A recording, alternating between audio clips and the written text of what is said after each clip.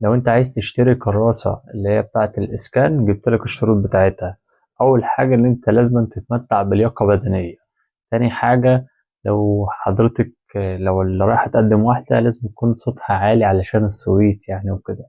تالت حاجة لازم تكون واكل كويس علشان ما يحصلكش زي إغمى كده ولا حاجة من كتر الدفء اللي انت بتشوفه على مدار الساعات اللي انت بتبقى واقف في البريد علشان تحصل على الكراسة بتاعتك. قمة البهدلة اللي الواحد بهدلها النهاردة وعدد ساعات طويلة، بس الحمد لله ما استسلمتش وجبت برضه الكراسة.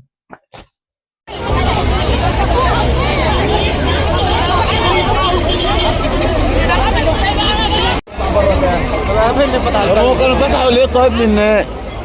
هو فتح عارف ان ده اللي هيحصل. والله ناس متخلفه يا عم. صوروا نزلوا على الساعه صفحه يروح معهم فلوس اهو يجدد. ما هو كده يطلع.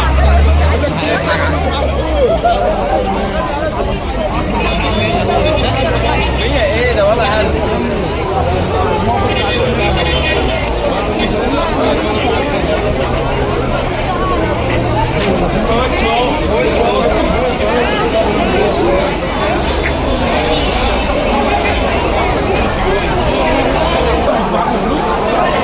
ده فرع واحد يعني.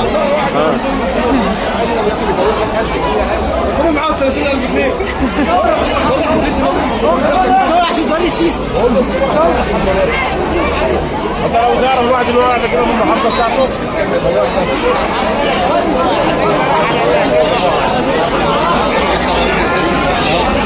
قول لي الساعه صعب بتصوروا على